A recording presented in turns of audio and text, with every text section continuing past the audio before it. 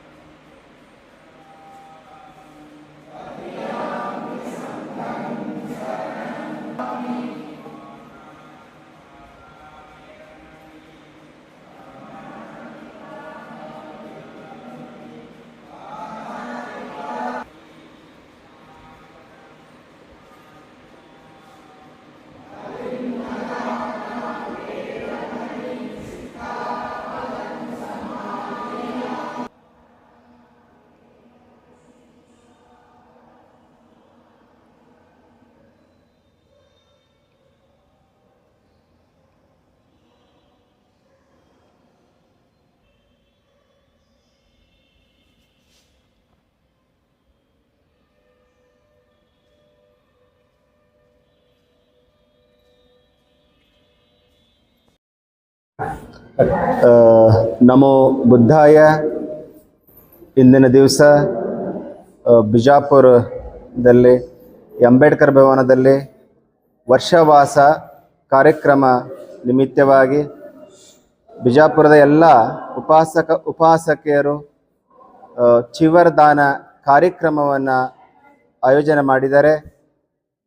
ಈ ಒಂದು ಕಾರ್ಯಕ್ರಮ ಮಾಡೋ ಉದ್ದೇಶ ಅಥವಾ ಇದರ ಹಿನ್ನೆಲೆ ಏನಂದರೆ, ಭಗವಾನ್ ಬುದ್ಧರು ನೇಮ ಹಾಕಿದಂತೆ 2568 ವರ್ಷಗಳ ಹಿಂದೆ ಈ ಮಳೆಗಾಲ ಸಮಯದಲ್ಲಿ ಎಲ್ಲ ಬಂತೇಜಿಯವರು ಬಿಕ್ಕುಗಳು ವರ್ಷ ಅಂದರೆ ಮಳೆ, ವಾಸ ಅಂದರೆ ಒಂದೇ ಸ್ಥಳದಲ್ಲಿ ಕೂತ್ಕೊಂಡು ಅಧ್ಯಯನವನ್ನು ಮಾಡ್ತಕ್ಕಂಥ ಒಂದು ಕಾರ್ಯಕ್ರಮ.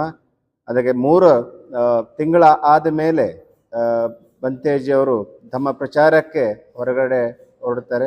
ಆ ಸಮಯದಲ್ಲಿ ಈ ಅಸ್ವಿಜ್ ಹುಣ್ಣಿಮೆಯಿಂದ ನೆಕ್ಸ್ಟ್ ಈ ಬರೋ ಹುಣ್ಣಿಮೆವರೆಗೂ ಕೂಡ 1 ತಿಂಗಳ ಉಪಾಸಕಿಯರು ಯಾವುದೋ ಒಂದು ಡೇಟ್ ನಿಗದಿ ಮಾಡಿಕೊಂಡು ಈ ಚಿವರದಾನ ಕಾರ್ಯಕ್ರಮವನ್ನು ಮಾಡ್ತಾರೆ.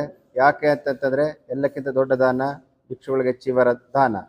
ಇದು ಭಗವಾನ್ ಬುದ್ಧರ ಕಾಲದಿಂದ ನಡ್ಕೊಂಡು ಬಂದಿರತಕ್ಕಂಥದ್ದು. ಇವತ್ತಿಗೂ ಕೂಡ ಎಲ್ಲ ಇಡೀ ನಮ್ಮ ಒಂದು ಕರ್ನಾಟಕದಲ್ಲಿ, ನಮ್ಮ ಭಾರತದಷ್ಟೆಲ್ಲ ಇಡೀ ವಿಶ್ವದಲ್ಲಿ ಎಸ್ವಿಜಿ ಪೂರ್ಣಿಮೆಯಿಂದ ಬರೋ 1 ತಿಂಗಳವರೆಗೂ ಕೂಡ ಈ ಒಂದು ಚಿವರದಾನ ಕಾರ್ಯಕ್ರಮವನ್ನು ಮಾಡ್ತಾರೆ. ಇದು ಪುಣ್ಯ ಒಂದು ಕಾರ್ಯಕ್ರಮ.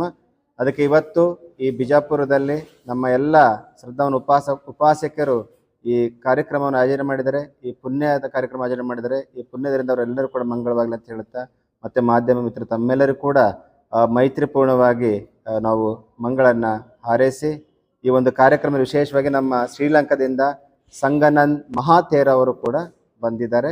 ಅದಕ್ಕೆ ಅವರಿಗೆ ಒಂದಿಸಿ ತಮ್ಮೆಲ್ಲರಿಗೂ ಕೂಡ ಮೈತ್ರಿಪೂರ್ಣ ಮಂಗಳನ್ನು ಹಾರೈಸಿ ಈ ಒಂದು ಚಿಕ್ಕ ವಾಣಿಗೆ ವಿರಾಮ ಕೊಡ್ತೇನೆ.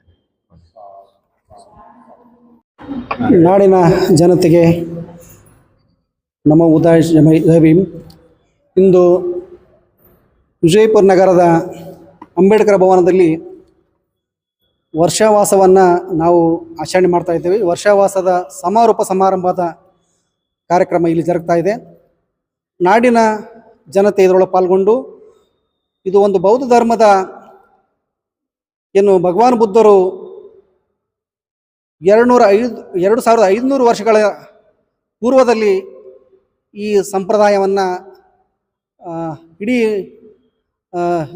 ನಾಡಿನ ಜನತೆಗೆ ಬೋಧಿಸಿದ್ದು, ಅದನ್ನು ಮುಂದುವರಿಸಿಕೊಂಡು ಇವತ್ತು ವಿವಿಧ ರಾಷ್ಟ್ರಗಳು, ಬೌದ್ಧ ರಾಷ್ಟ್ರಗಳಾಗಿರ್ಬೋದು, ಹಾಗೆ ಭಾರತದಲ್ಲಿಯೂ ಕೂಡ ಇದು ಒಂದು ಆಚರಣೆ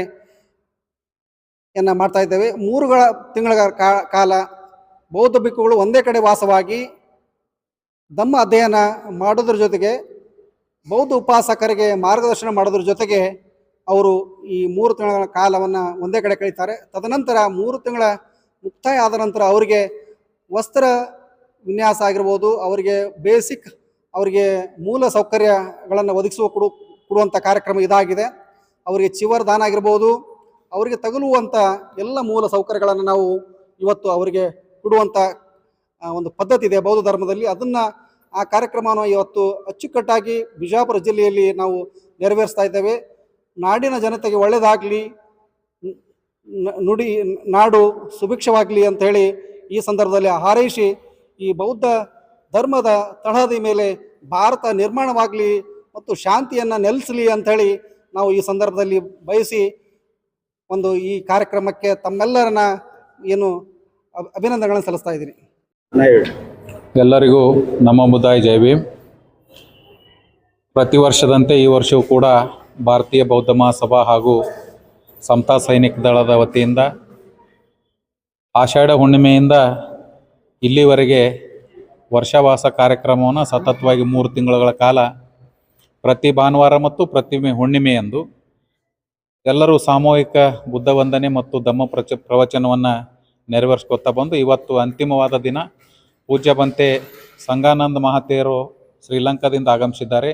ಅದರಂತೆ ಪೂಜ್ಯ ಬಂತೆಜಿ ಸಂಗಪಾಲ್ ಅವರು ಧಮ್ಮ ವಿಜಯ ಬುದ್ಧವಿಹಾರ ಸಿಂದಗಿಯಿಂದ ಆಗಮಿಸಿ ಇವತ್ತಿನ ಕೊನೆಯ ಪೂಜೆಯನ್ನು ಅವರು ನೆರವೇರಿಸಿ ಈಗ ಭೋಜನ ವಿರಾಮ ಇರೋದ್ರಿಂದ ಒಂದು 15 ನಿಮಿಷದಲ್ಲಿ ಭೋಜನ ಮುಗಿಸ್ಕೊಂಡು ಬಂದು ಬೌದ್ಧ ಸನ್ಯಾಸಿಗಳ ಒಂದು ಊಟದ ಪದ್ಧತಿ 12 ಗಂಟೆ ಒಳಗಡೆ ಅವರು ಊಟ ಮಾಡದೆ ಹೋದರೆ ಮರುದಿನ 12 ಗಂಟೆವರೆಗೆ ಅವ್ರು ಏನೂ ತಿನ್ನೋ ಹಾಗಿಲ್ಲ.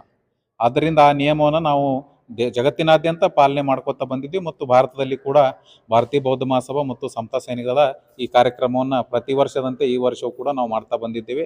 ಇವತ್ತು ವಿಶೇಷವಾಗಿ ಈಗ ಭೋಜನದ ನಂತರ ವಿಶೇಷ ಧಮ್ಮ ಪ್ರವಚನ ಕಾರ್ಯಕ್ರಮ ಇದೆ. ಈಗಾಗಲೇ ಎಲ್ಲ ಧಮ್ಮ ಉಪಾಸಕಿಯರು ಪೂಜ್ಯ ಬಂತೇಜಿಯವರಿಗೆ ಭೋಜನ ದಾನವನ್ನು ಮಾಡ್ತಾ ಇದ್ದಾರೆ. ಭೋಜನ ದಾನ ಮತ್ತು ಚಿವರ ದಾನ ಬೌದ್ಧ ಧರ್ಮದಲ್ಲಿ ಅತ್ಯಂತ ಶ್ರೇಷ್ಠವಾದ ದಾನಗಳಲ್ಲಿ ಒಂದು. ಹಾಗೆಯೇ ಧಮ್ಮ ಪ್ರವಚನ ಕೂಡ ಕೇಳುವುದು ಒಂದು ಪುಣ್ಯ, ಹಾಗೆ ಅವರಿಗೆ ಸತ್ಕಾರ ಮಾಡೋದು ಅತಿ ದೊಡ್ಡ ಪುಣ್ಯ ಅಂಥೇಳಿ ಬೌದ್ಧ ಧರ್ಮದಲ್ಲಿ ನಾವು ಅದನ್ನು ಪಾಲಿಸ್ಕೊಂಡು ಬಂದಿದ್ದು. ಇವತ್ತು ಭಾರತೀಯ ಬೌದ್ಧ ಮಹಾಸಭಾದಿಂದ ವರ್ಷವಾಸ ಕಾರ್ಯಕ್ರಮದ ಮುಕ್ತಾಯ ಸಮಾರೋಹವನ್ನು ಮಾಡ್ತಾ ಇದ್ದೇವೆ. ತಾವೆಲ್ಲರೂ ಇಲ್ಲಿವರೆಗೆ ಬಂದು ಈ ಕಾರ್ಯಕ್ರಮದ ಅಲ್ಲಿ ಪಾಲ್ಗೊಂಡದಕ್ಕಾಗಿ ಪತ್ರಿಕಾ ಮಾಧ್ಯಮದವರೆಗೂ ನಾನು ತುಂಬ ಹೃದಯ ಸ್ವಾಗತವನ್ನು ಬಯಸಿ ಅಭಿನಂದನೆಗಳನ್ನು ಸಲ್ಲಿಸ್ತೇನೆ. ಇವತ್ತು ಭಾರತೀಯ ಬೌದ್ಧ ಮಹಾಸಭಾ ವಿಜಯಪುರ ಜಿಲ್ಲಾ ಘಟಕದ ವತಿಯಿಂದ ವರ್ಷಾವಾಸದ ಕೊನೆಯ ಸನ್ನಿವೇಶವನ್ನು ನಾವು ಇವತ್ತು ಹಮ್ಮಿಕೊಂಡಿದ್ದೇವೆ. ಬೌದ್ಧ ಧರ್ಮದ ಪ್ರಕಾರ ಮಳೆಗಾಲದಲ್ಲಿ ಸುಮಾರು 3 ತಿಂಗಳ ಕಾಲ ವರ್ಷಾವಾಸ ಪ್ರವಚನ ಮಾಡಿಕೊಂಡು ಬುದ್ಧರ ಕಾಲದಿಂದಲೂ ಇಲ್ಲಿವರೆಗೆ ನಾವು ಬಂದಿದ್ದೇವೆ. ಅದರಂತೆ ಇವತ್ತು ಕೊನೆಯ ದಿನ ನಾವು ವರ್ಷಾವಾಸದ ಕೊನೆಯ ದಿನವನ್ನು ಆಚರಿಸುತ್ತಿದ್ದೇವೆ.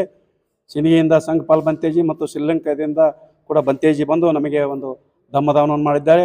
ಅದೇ ರೀತಿ ಇಡೀ ಜಗತ್ತಿಗೆ ಮತ್ತು ಭಾರತ ದೇಶಕ್ಕೆ ಒಳ್ಳೆಯದಾಗಲಿ, ಎಲ್ಲ ಜನಜೀವನ ಚೆನ್ನಾಗಿರಲಿ, ಮಳೆಗಾಲ ಚೆನ್ನಾಗಿರಲಿ ಅನ್ನುವಂಥ ಸನ್ನಿವೇಶ ಆಗಿರುತ್ತದೆ.